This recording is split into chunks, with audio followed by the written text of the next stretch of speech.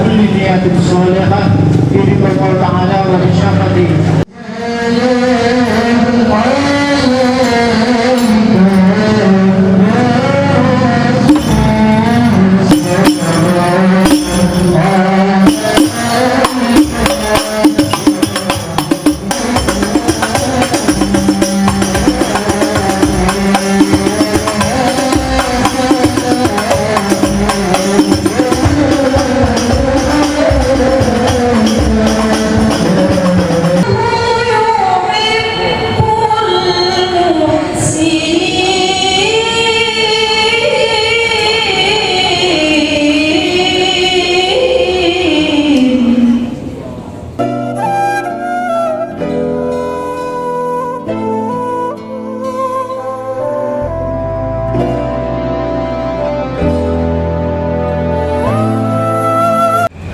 Ini sampean saya sampai angkat jadi apa?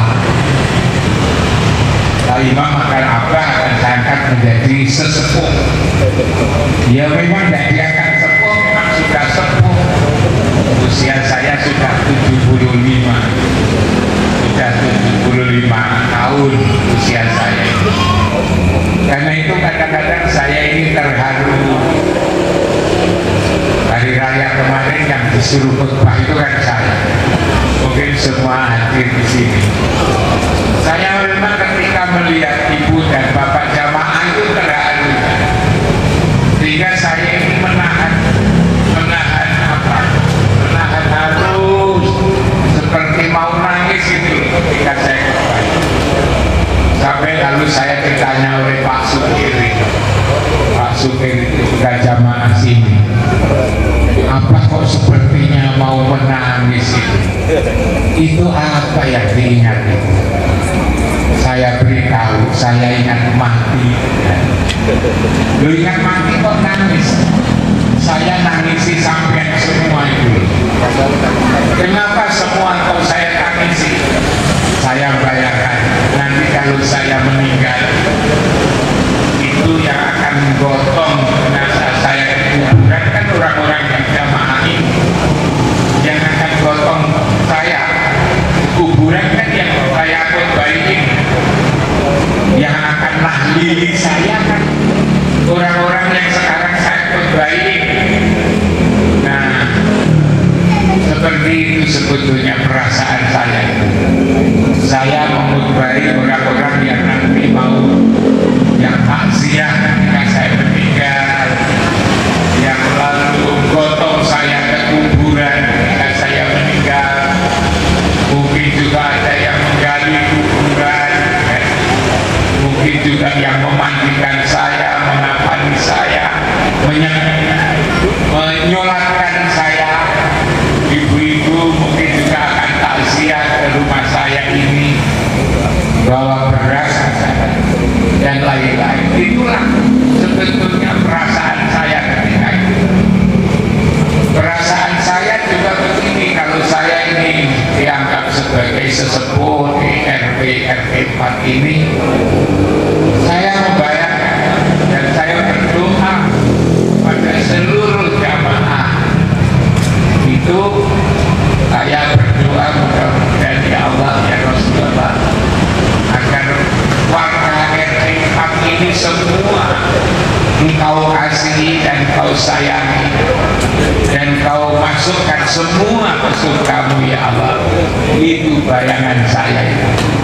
Sehingga kita di dunia yang sebentar ini rukun yang diminta oleh Pak RT, Pak RW tadi, maka kita sampai mati pun juga rukun, juga bertemu nanti di tempat keselamatan di surganya Allah.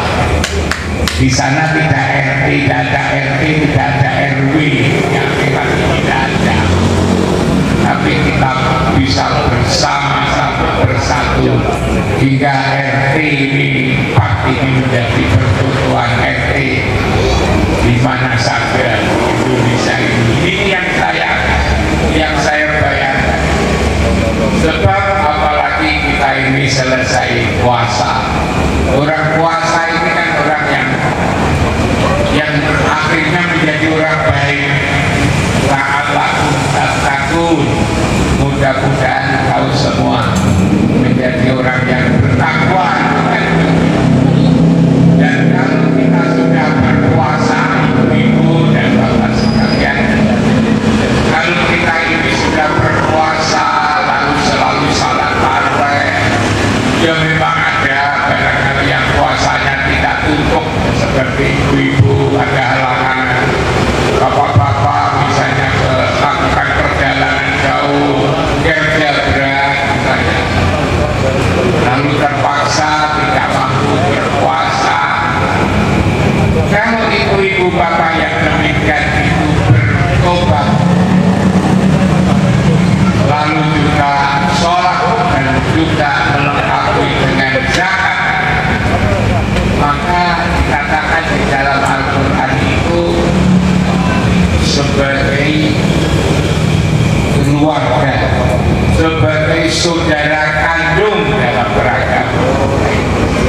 Wa intabu wa aqamus shalah wa ata'ul zakat wa innakum wa ikhwanukum fiddin.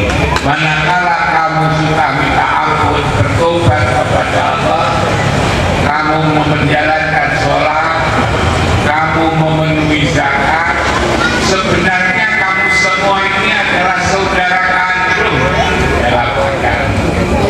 Jadi bukan hanya bersatu dalam RT, RW, tapi kita ini sebetulnya adalah saudara kandung dalam beragama.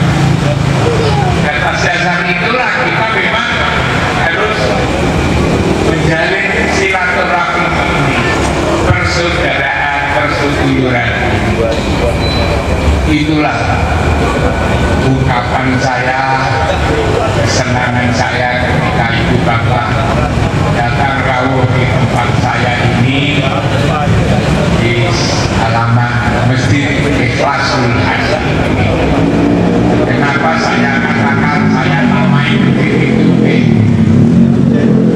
Hasan? Karena untuk mengenang yayasan bernama Hasan, dan supaya ikhlas maka ditambah Ikhlasul Hasan. Karena itu anak-anak saya bernama Hasan, Hasan Ahmad Kirawan, Fuad Hasan. Jadi ada Hasan-Hasan itu karena akhirnya bernama Hasan. Ibu dan bapak-bapak sekalian, ini tadi membuka. Intinya saya disuruh ulas tentang bagaimana membangun merajut silaturahmi, menguatkan kebersamaan. Ini memang indah sekali. Tema ini indah sekali. Kalau itu bisa kita wujudkan, maka luar biasa dan kita ini akan menjadi mulia. Saya tidak menguraikan bagaimana merajut silaturahim ini dalam artian menjelaskan maknanya, tapi saya ingin menjelaskan bagaimana caranya agar kita ini bisa bersatu, kita ini bisa tentram, kita ini bisa merasa saudara. Itu caranya gimana? Tentu caranya banyak. Saya hanya ingin mengungkapkan dua saja paling tidak yang bisa kita laksanakan. Kalau kita itu memang mau ingin hidup berbahagia, damai dan tentram, paling tidak dua saja kita laksanakan. Dua itu apa? Satu, supaya selalu ingat rumah. Jadi ibu-ibu agar hidup ini tentram damai, maka yang paling penting itu caranya adalah jangan melupakan rumah. Yang kedua adalah mampu bersyukur agar kita ini damai, rukun, tentram, sakinah, mawaddah, warahmah. Maka paling tidak dua ini kalau bisa kita laksanakan, niat kita tercapai. Ialah satu, ingat rumah. Yang kedua adalah mampu untuk bersyukur. Pertanyaannya adalah rumah yang mana yang dimaksudkan itu? Ibu dan bapak sekalian, kita ini sebetulnya punya 3 rumah, punya 3 jenis rumah. 3 jenis rumah itulah yang harusnya kita ingat-ingat dan tentu harus kita tempati. 3 rumah itu apa? Satu adalah rumah pribadi. Rumah saya di sini, Pak Kobroni rumahnya di depan itu, Pak Sulaiman di sebelahnya, lalu Pak Markus, Profesor Markus di sebelah sana, Pak RT dan semua di sebelah sana di bawah. Itu rumah pribadi. Selain rumah pribadi, ada rumah bersama. Rumah bersama itu apa? Rumah bersama itu adalah musola atau masjid. Ini adalah masjid Ikhlasul Hasan. Ini sebetulnya adalah rumah bersama, rumah kita bersama, yang juga harus ditempati. Merasa harus ini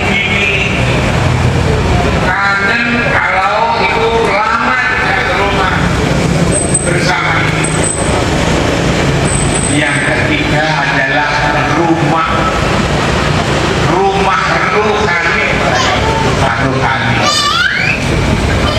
rumah untuk seluruh umat manusia di muka bumi, dan rumah untuk semua umat manusia di seluruh jagat raya ini dinyatakan oleh Allah sebelum ada manusia. Di dalam Al-Quran dikatakan inna awwala baiti wudi'a linnas lalladzi bi Bakkata mubarakan wa hudan lil alamin. Itu diterangkan di dalam Quran. Itu adalah juga rumah kita, disebut kiblat. Saya nyebutnya rumah rohani. Kita ini sebetulnya di dunia ini kan berkelana, jalan-jalan, lesir kita ini. Nanti suatu saat kita harus pulang. Pulang kemana? Ya pulang ke rumah. Untuk seluruh umat manusia itu adalah di Bapa. Kalau kita ingin damai, kita ingin tenteram, 3 rumah ini jangan dilupakan. Itu penting. 3 rumah ini jangan dilupakan. Jangan lupa 3 jenis rumah. Rumah pribadi, rumah bersama masjid, lalu rumah yang sebenar-benar rumah ialah rumah rohani ketika nanti haji pulang. Rumah ini, rumah pribadi agar awet. Rumah ini agar awet, jangan disubuhkan. Kalau rumah pribadi itu subuh, maka rumah itu cepat rusak. Coba kalau subuh digoni tikus, polomogo, di baunya juga ada ya rumah subuh. Karena itu kalau ada orang misalnya katakan rumahku agar awet dan tertempati, justru dari tempati itulah ada awet. Coba ibu-ibu, bapak-bapak lihat rumah ini, antara yang ditempati dengan yang tidak ditempati itu cepat rusak. Yang mana? Yang tidak ditempati itu justru cepat rusak. Yang ditempati malah tidak rusak. Karena itu jangan ngendikan, jangan ngomong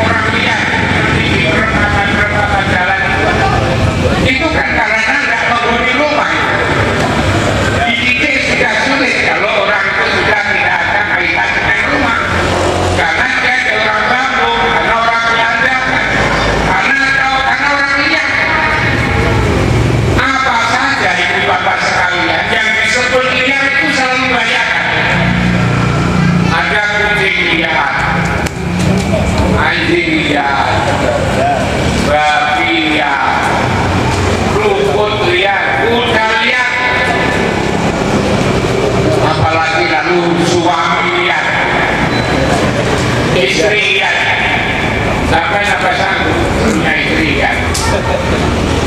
Lebih baik gak punya istri daripada istrinya liar. Yang ibu-ibu juga lebih baik gak punya suami daripada punya suami tapi liar. Liar itu jelek. Liar itu karena tidak terikat dengan rumah. Maka kalau punya rumah, ayolah kita tepati agar lalu kita damai, kita menjadi rukun. Kalau misalnya kita punya anggota keluarga 5, lalu kemudian ada yang tinggal, ada yang baru, ada liar, rumah itu jadi susah. Nah, itu rumah rohani. Maka agar kita ini juga damai, selain rumah rohani, kita juga harus merasa punya rumah yang kedua, rumah bersama. Ialah musola atau masjid di sekitar kita. Itulah rumah bersama. Juga harus ditempati. Kalau itu tidak ditempati, mungkin secara pribadi kita masih di rumah, tetapi secara bersama tidak berada di rumah. Lali musola, lali masjid. Nah, ini artinya tidak damai. Karena itulah maka udah bahasa kalian, rumah bersama ini menjadi penting sekali. Apalagi kalau kita membaca surat Al-Anfal. Al-Anfal itu dikatakan di sana itu ayat 20 kalau tidak salah. Dikatakan ya ayyuhalladzina amanu atiullah wa rasulah wa la tawallau anhu wa antum tasma'un. Hei orang-orang, hei para iman, para orang-orang beriman, taatlah kepada Rasul, taatlah kepada Allah, kepada Rasul, dan jangan kamu berpaling, jangan kamu mengabaikan ketika kamu itu mendengarkan apa? Mendengarkan azan. Ibu dan bapak-bapak sekalian, saya mempelajari ini. Nanti ketika kita itu mau meninggal, ini bukan nakut-nakut. Itu ada 2 jenis. Orang meninggal itu ada 2 cara. Yang pertama itu adalah dijemput. Yang kedua adalah dicabut. Orang meninggal dicabut dan dijemput. Kalau kita ini selalu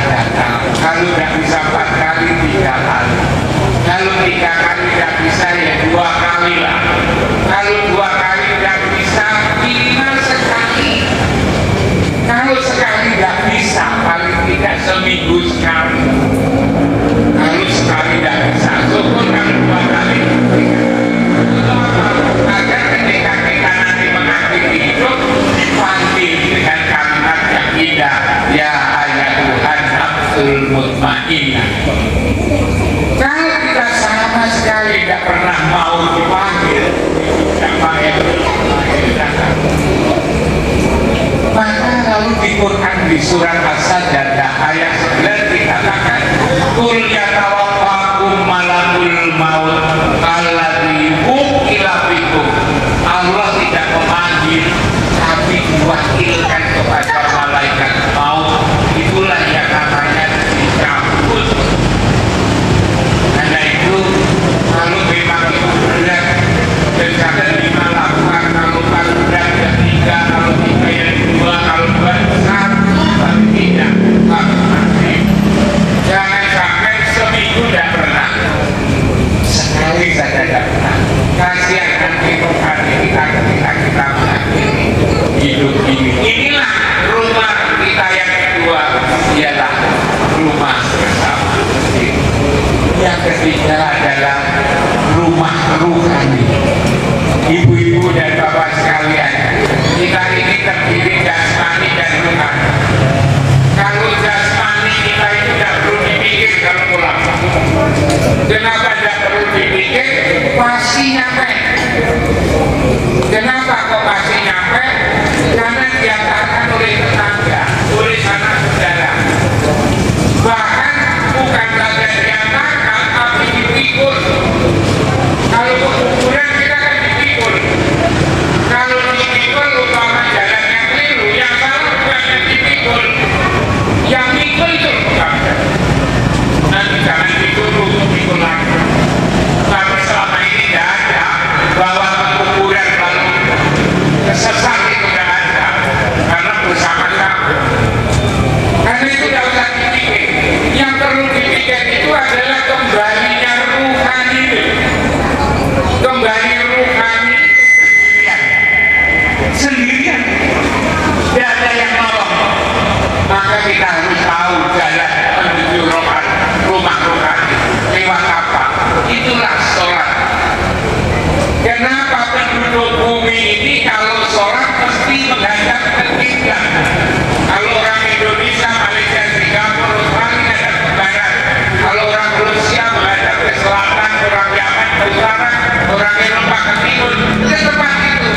Dari situlah kita ini berasal dan ke tempat itu pula kalau kita ini nanti akan kembali ke Allah, ke Baitullah.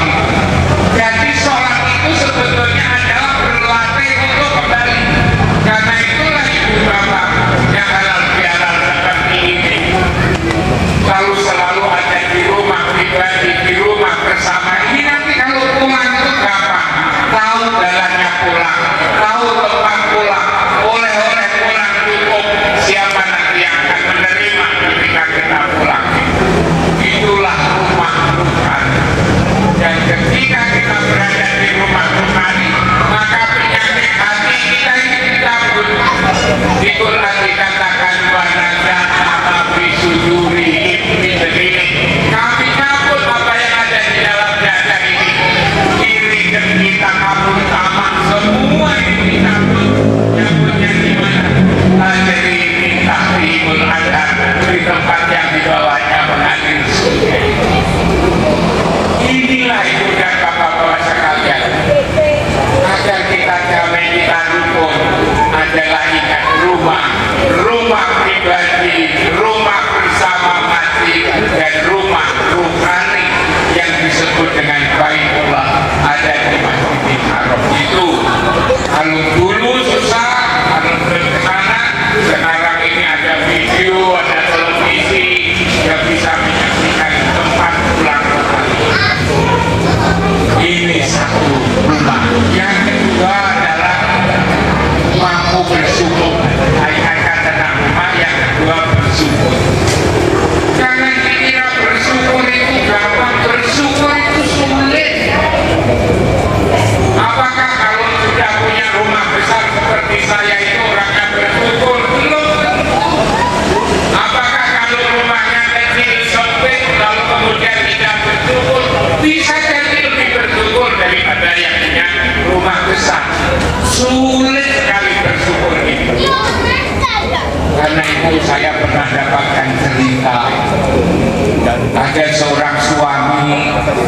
istri, dan beberapa anak. Pada awalnya ketika punya rumah itu senangnya bukan main karena berhasil punya rumah. Tapi lama-lama karena punya anak, satu tambah satu lagi, lalu dua, tambah lagi tiga, empat, rumahnya itu lalu merasa sumpah karena penduduknya tambah banyak. Sehari-hari istrinya dan anaknya mengeluh, termasuk juga bapaknya, suaminya mengeluh. Akhirnya kebingungan, gimana caranya agar kita ini bisa bersyukur seperti ketika kita baru membuat rumah. Karena tidak bisa menjawab persoalan bagaimana bersyukur, dia datang kepada kiai. Ngomong kalau akhir-akhir ini keluarganya itu serba mengeluh karena rumahnya kekecilan, anggota keluarganya semakin banyak, lalu akibatnya di rumah itu sempit, suntuk.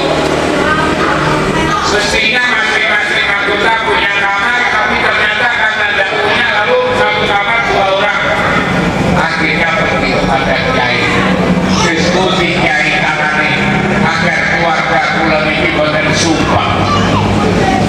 Nah, kowe di rumah wong piro? Kula istri saya sama anak saya 3. Sak rumah itu wong 5. Oh, caranya gampang. Kata kiai caranya gampang, akan bisa bersyukur dan tumpah. Terus punya kiai, sesoknya mau pasar. Duit-duit ya, ada kiai. Bukan semuanya. Tunggu wedus, bukan tunggu wedus. Rumahnya diisi wong ibu ini coba tunggu wedus. Bukan duit kandang lah kiai. Nanti lek kalau tangan di depan rumah atau samping rumah dicolok wong. Yo coba lek saya ini lagi di luar rumah. Yo sama datang di kamar tamu. Wong bisa main kumpul suami istri anak itu si kiai tadi nyuruh membeli kambing, justru letakkan di kamar tamu. Akhirnya malah lebih sumpah lagi, suaminya lalu dimarahi oleh istrinya, dimarahi oleh anaknya. Wong satu rumah dihuni oleh 5 orang saja itu sudah kayak begini. Turi kiai karena kiai mengikuti, maka yang beli kambing diletakkan di mana kamar tamu. Tidak saja sumpah tapi juga kesik. Akhirnya lalu protes dan kiai belum bertugas kambing. Kok mana di rumah itu ribut? Kamar tamu kalau datangi wedus malah nguyuh, malah nelek. Saya butuh wedus kiro tertugas, salahnya itu. Mestinya kamu beli kambing itu jangan hanya 1, 2. Dan saya bilang itu wedus mana ya? Iya itu wedus mana? Itu beli kambing lagi yang 1, lebih ribut lagi suami istrinya sama 3 anaknya itu. Bukan ada kambing 1 saja itu sudah berbeda kata-kata. Kok lalu ditambah kambing 1 lagi? Lalu ada kiai malah jadi dengan ada 2 kambing di kamar tamu itu malah karu-karuan, bukan buka rumah tapi rumah banyak kambing. Kamu beli berapa? 1 lagi kurang, coba beli 1 lagi jadi 3, nanti aman karena gaji diikuti oleh beli kambing. Akhirnya pedagang ke kiai marah. Kiai itu bukan melakukan saya, tapi akan mengacaukan keluarga saya. Kiai katakan akan tenggelam diberikan kambing sampai 3, ternyata malah luka keluarga saya. Lalu saran kiai di mana? Kambing itu dolen. Kambing telur ya, dolennya masa kambing.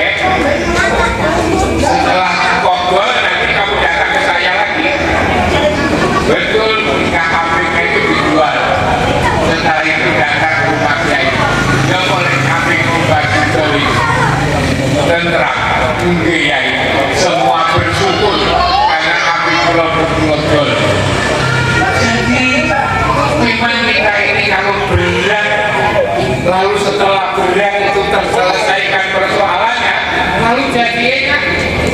Mula-mula 5 orang itu tadi jadi ribut, tambah lagi bebannya 3 kambing, lebih ribut lagi.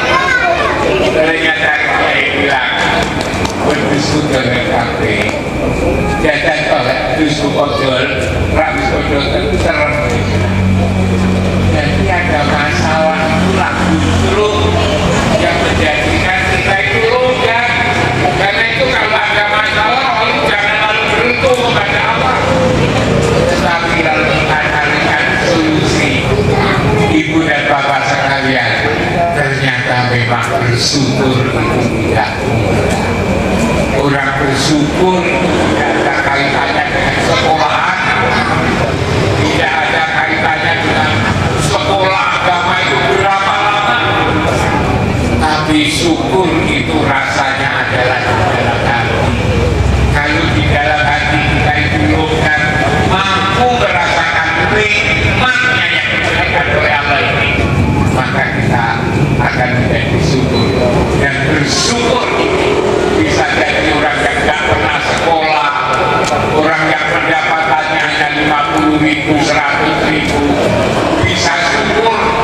Bahkan sebaliknya justru yang penghasilannya banyak, sekolahnya tinggi-tinggi, mentereng hidupnya, malah justru tidak bisa bersyukur.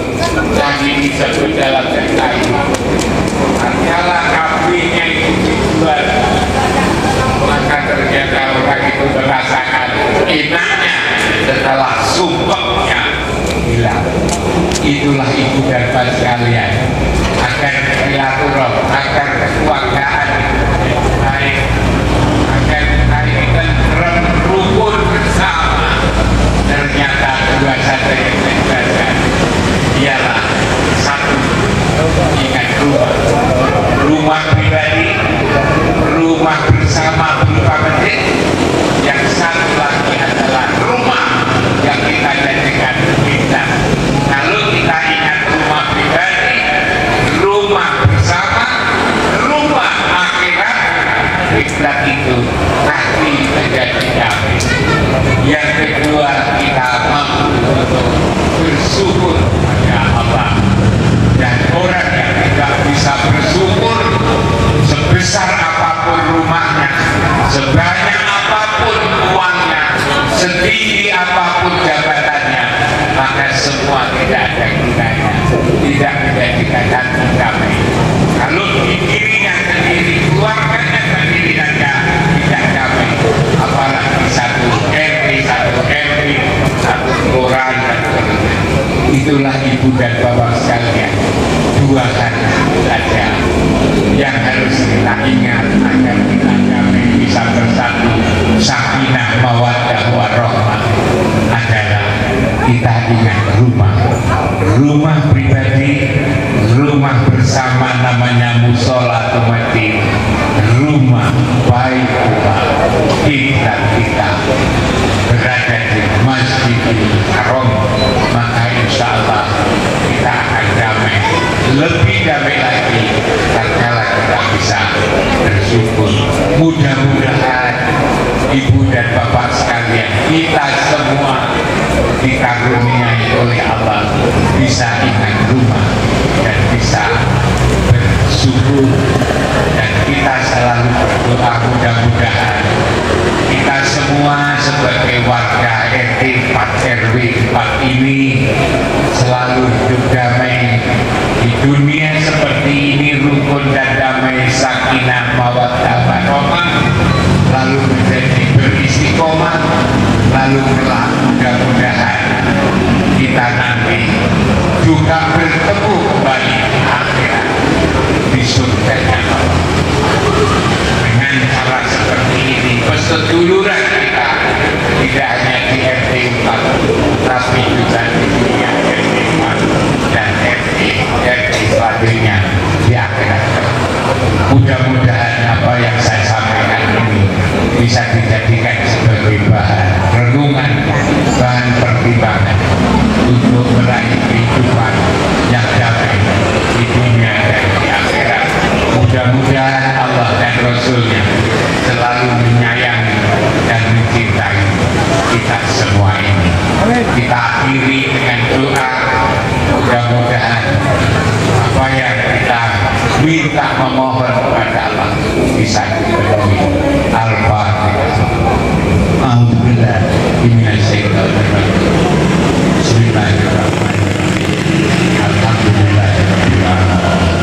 Ar-Rahmanir-Rahim. Maliki yaumiddin. Iyyaka na'budu wa iyyaka nasta'in. Ihdinas siratal mustaqim. Siratal ladzina an'amta 'alaihim ghairil maghdubi 'alaihim waladdallin.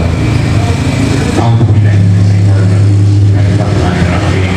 Allahumma shalli ala sayyidina Muhammad wa ala ali sayyidina Muhammad walhamdulillahi rabbil alamin. Hamdan lillahi ni'amahu wa yukafi'u mazidah. Ya Rabbana lakal hamdu kama yanbaghi li jalali wajhil karim alimil sultan. Allahumma taqabbal minna salatana wa siyamana wa qiyamana wa qira'ana wa ruku'ana wa sujudana wa du'ana wa kulla ibadatina kama taqabbalta ala anbiya'ika wa awliyaika wa sholihin. Rabbana amanna bima anzalta wa tabi'na rasul fakunna ma'asyahidin. Allahumma inna dhalamna anfusana zulman katsiran wa la yaghfiru dzunuba illa faghfir lana maghfiratan min indika warhamna innaka antal ghafurur rahim. Rabbana hab lana min azwajina wa dzurriyyatina qurrata a'yun waj'alna lil muttaqina imama. Allahumma inna wa qawmina wa ahlina wa dzurriyyatina ila siratal mustaqim. Allahumma inna hadzal baita baituka wal harama haramuka wal amna amruka wal abda abduka wa ana abduka wa bani wa hadzal maqamul amili kaminakan wa harruhu mana wa basyaratana ala nas. Rabbana dhalamna anfusana wa illa taghfir lana wa tarhamna lanakunanna minal khasirin. Rabbana atina fid dunya hasanah wa fil akhirati hasanah wa qina adzabannar. Subhana rabbika rabbil izzati amma yasifun wa salamun alal mursalin walhamdulillahi rabbil alamin.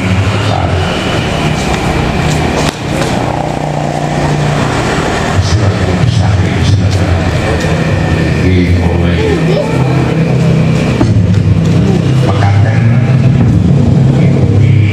kita semua sehat, kita selalu mendapatkan bimbingan petunjuk Allah dan Rasulnya.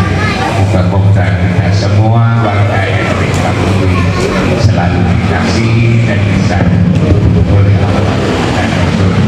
Terima kasih, kurang lebihnya mohon maaf. Assalamualaikum warahmatullahi wabarakatuh. Bapak Ibu sekalian yang kami hormati, dengan berakhirnya mauidhah hasanah dan ditutup dengan doa tadi, maka berakhir pula rangkaian acara halal bihalal kita pada malam hari ini. Untuk kemudian acara selanjutnya yaitu ramah tamah, ada hidangan yang telah disediakan oleh ibu panitia di tempat yang disediakan.